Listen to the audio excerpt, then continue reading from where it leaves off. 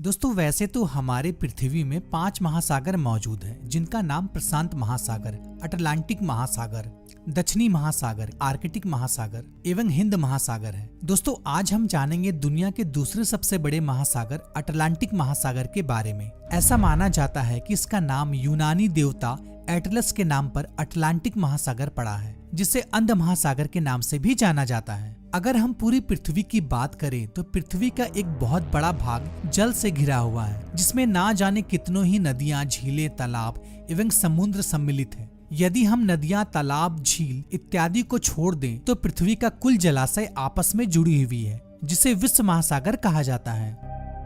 दोस्तों क्या आपको पता है हम इंसान धरती के केवल 1/3 हिस्से में ही रहते हैं और बाकी का पूरा पृथ्वी जल से घिरा हुआ है, जिसमें केवल पानी ही पानी यानी कि महासागर है।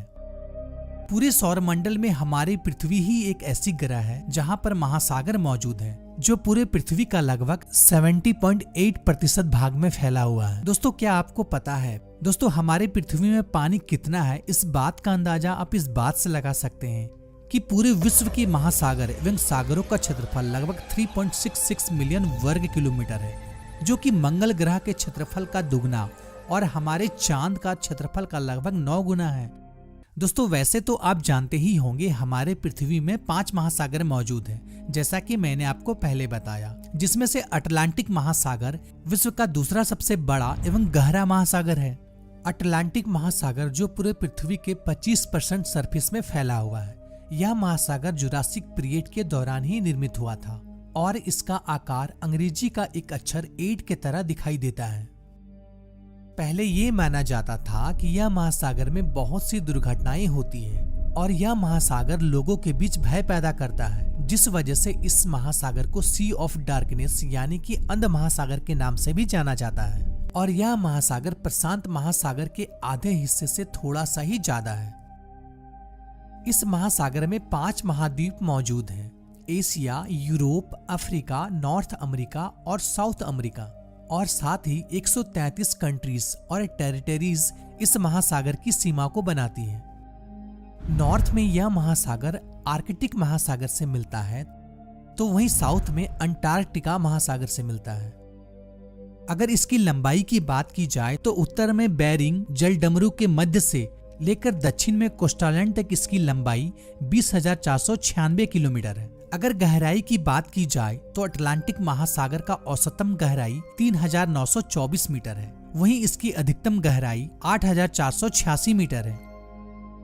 वैसे तो इस महासागर में 19 गर्त मौजूद हैं। अटलांटिक महासागर का सबसे गहरा गर्त द प्यूर्टो रिका ट्रेंच है, जो कि अटलांटिक महासागर के उत्तर में स्थित है, जिसकी गहराई 920 मीटर है और लंबाई 800 किलोमीटर है, जो कि विश्व में प्रशांत महासागर में स्थित मारियाना ट्रेंच के बाद दुनिया का दूसरा सबसे गहरा गर्त है।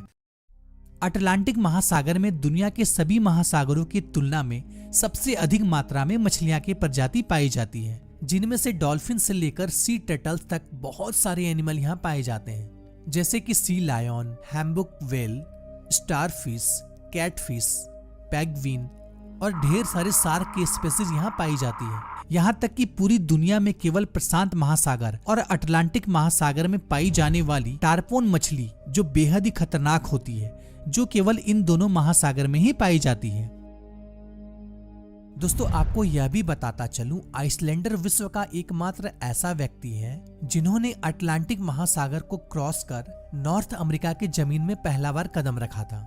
दोस्तों इस महासागर में एक अंडर वाटर माउंटेन रेंज भी है, जो कि मिड अटलांटिक रिज के नाम से जाना जाता है। यह रिज एडिस माउंटेन रिज से दोगुना चौड़ा है और आइसलैंड से लगभग 1000 मील दक्षिण तक फैली हुई है। अटलांटिक महासागर में बहुत सारे आइलैंड भी हैं, जिनमें से कुछ के नाम तो बहुत ही फेमस है, जिसने आपने जरूर सुना होगा, जैसे कि बहामास, कैनरा आइलैंड, एजोर्स और ग्रीनलैंड। दोस्तों आपको यह भी बताता चलूं, ग्रीनलैंड केवल अटलांटिक महासागर का ही नहीं बल्कि पूरे पृथ्वी का लार्जेस्ट आइलैंड है, जबकि विश्व का दूसरा सबसे बड़ा आइलैंड पपुआ न्यू गिनी है, जो कि प्रशांत महासागर में स्थित है। दोस्तों इस महासागर का पानी इक्वेटर से नजदीक जाते जाते 28 डिग्री सेंटीग्रेड तक गर्म हो जाता है, तो वहीं पोलर रेंज के निकट इसका टेम्परेचर -2 डिग्री तक पहुंच जाता है। अटलांटिक महासागर में दो खास जल मार्ग स्पेन और मोरक्को है, जो कि जिब्राल्टर जल डमरू मध्य और तुर्की में बोस्फोरस है। दोस्तों, अटलांटिक महासागर के कुछ बड़े सी पोर्ट में नीदरलैंड का रोटरडैम, जर्मनी का हैम्बर्ग, यूएसए का न्यूयॉर्क, अर्जेंटीना का ब्यूनोस आयर्स और पनामा का कोलोन शामिल है। दोस्तों, इस महासागर के किनारे कुछ बड़े शहर भी स्थित हैं, जैसे कि यूएसए का मायामी, ब्राजील का साओ पोलो, साउथ अफ्रीका का केप टाउन, यूके का लंदन और आइसलैंड का रिक्जाविक शहर जैसे कुछ विख्यात शहर स्थित हैं। दोस्तों, आपको यह भी बताता चलूं, इस महासागर को एक प्यासा महासागर भी कहा जाता है, क्योंकि इस महासागर में दुनिया के कुछ सबसे बड़े नदियां जैसे कि अमेजन रिवर, मिसिसिपी, कांगो और नाइजर जैसे ही कुछ बड़ी नदियों को अपने अंदर समा लेती है, जिस वजह से इस महासागर को एक प्यासा महासागर भी कहा जाता है। साथ ही अटलांटिक महासागर में किसी अन्य महासागर की तुलना में सबसे ज्यादा ज्वार आती है, यानी कि इस महासागर में तकरीबन 50 फीट तक ऊंची ऊंची लहरें उठती हैं।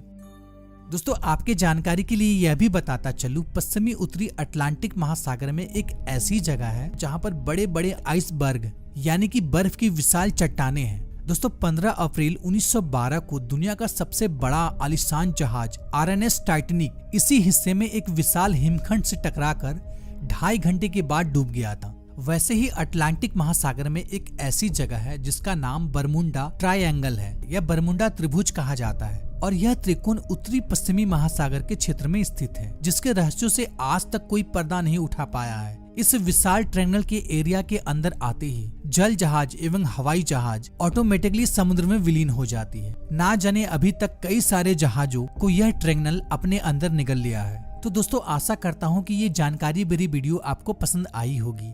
अगर पसंद आई हो तो लाइक जरूर कीजिएगा, साथ ही हमारे चैनल को सब्सक्राइब कर लें और बेल आइकन को प्रेस कर दें। फिर मिलते हैं अगले वीडियो में एक नई टॉपिक के साथ। Goodbye, Tata.